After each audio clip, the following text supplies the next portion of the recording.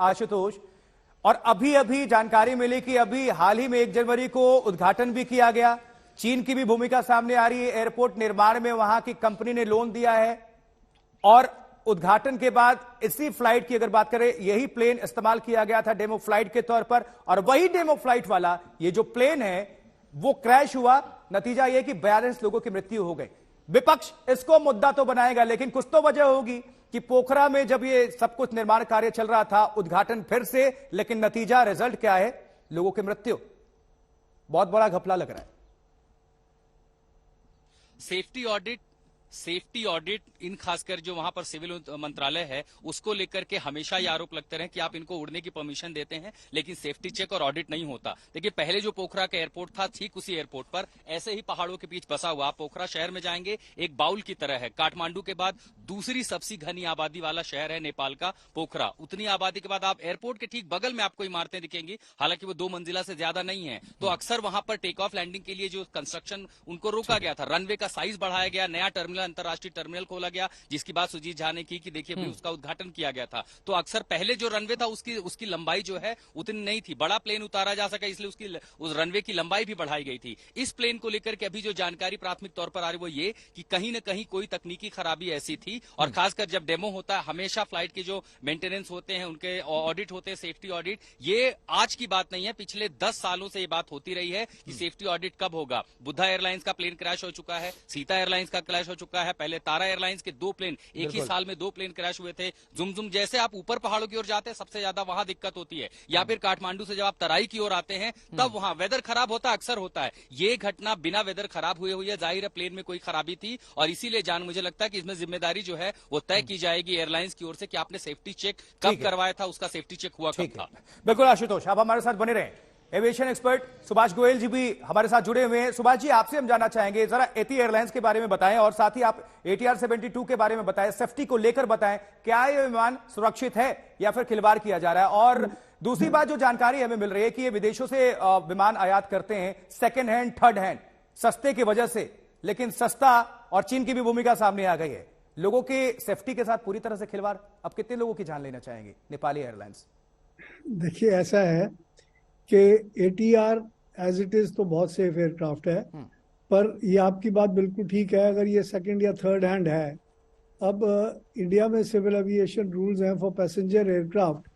आप 15 साल से पुराना एयरक्राफ्ट वो पास नहीं करा सकते और उसको परमिशन नहीं मिलती। अब ये कितने साल पुराना एयरक्राफ्ट था ये हमें पता नहीं है, ये तो जब इन्वेस्टिगेशन रिपोर्ट आएगी तभी पता लगेगा।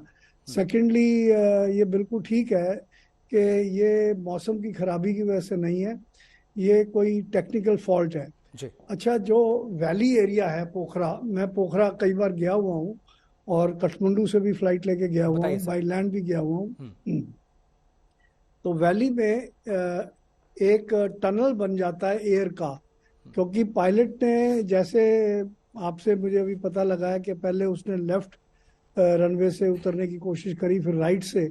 अब क्या जो चाइनीज नेविगेशनल इक्विपमेंट हैं वो इतने रिलायबल हैं कि नहीं, या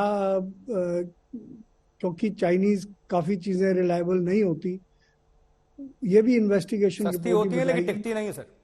क्या उन इंस्ट्रूमेंट्स का कसूर है, या कोई ऑल ऑफ अ सडन जैसे प्लेन लेफ्ट की तरफ हुआ तो कोई बहुत ज़्यादा, क्योंकि प्लेन की जो पावर है जब लैंड करने होता है तो एकदम पावर कोई 50% के करीब लेस हो जाती है, तो उस टाइम वो ज़्यादा वनरेबल होता है कि कोई बहुत ज़्यादा तेज़ से कोई आंधी तूफान सा आए, या फिर कोई बर्ड हिट हो, या कोई ऐसी चीज़ हो, या फिर टेक्निकल कोई ग्लिच हुआ हो कि मेंटेनेंस ठीक नहीं हुई।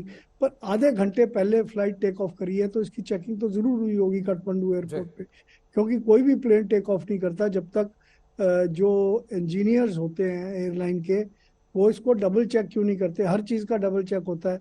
और फिर ये बड़ी बहुत ही अनफॉर्चुनेट बात है कि ये सिचुएशन हुई है। ये तो पूरी इन्वेस्टिगेशन, और ये इन्वेस्टिगेशन सिर्फ नेपाली सिविल एविएशन अथॉरिटी की नहीं होनी चाहिए, ये international civil aviation organization ICAO की होनी चाहिए, और उसमें इंडिया की कोई हेल्प अगर नेपाल गवर्नमेंट को चाहिए, आई एम श्योर जी हमारी सिविल एविएशन एक्सपर्ट्स जो हैं वो डेफिनेटली नेपाल की हेल्प करेंगे। हमारे जो एयरपोर्ट, हमारे पास इतने सारे वर्ल्ड क्लास एयरपोर्ट्स हैं, तो हमारे एयरपोर्ट्स और एविएशन एक्सपर्ट्स इनकी हेल्प कर सकते हैं। पर अल्टीमेटली जब तक पैसेंजर का कॉन्फिडेंस नहीं होगा, जब तक एक इकाओ का सेफ्टी ऑडिट ना हो और उसकी रिपोर्ट ना आए। बिल्कुल, गोयल साहब हमारे साथ जुड़े हैं, अमित कोहली साहब हमारे साथ जुड़े हुए हैं। आशुतोष, फौरन आपका रुख करेंगे एक सवाल के बाद। एविएशन एक्सपर्ट अमित कोहली साहब, आपसे हम जानना चाहेंगे, नेपाल को नए सिरे से उनके एविएशन को फिर से ऑडिट करने की दरकार आपको लगती है? क्योंकि ये तो कहते हैं ना एक तरह से कि दाल ही काली नहीं, पूरी दाल काली है ये, क्योंकि लगातार हादसे हो रहे हैं, लोग जान गंवाने उनको पड़ रही है। पूरी अगर एयरलाइंस की, जिस तरह से आशुतोष ने बताया, एथी एयरलाइंस की तो बात कर लीजिए, तारा एयरलाइंस हो, तमाम एयरलाइंस को उठा लीजिए सर, कोई भी वहां की एयरलाइंस कंपनी, उनका कोई भी ऐसा नहीं होगा जो कि प्लेन क्रैश ना हुआ हो और लोगों को जिंदगी गंवानी ना पड़ी हो। एक नए सिरे से जरूरत है सबक लेकर आगे बढ़ने की। 12 साल 8 हादसे बहुत ज्यादा है, बहुत ज्यादा। और कितने लोगों ने अपनी जान गंवाई, बहुत ज्यादा है।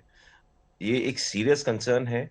और आई थिंक पहले तो वहां पे जितने भी एयरक्राफ्ट्स हैं या जितनी भी एयरलाइन कंपनीज वहां पे रन हो रही हैं या एयरपोर्ट है, वहां के जितने इंस्ट्रूमेंट्स हैं, इन सबका ऑडिट होना चाहिए।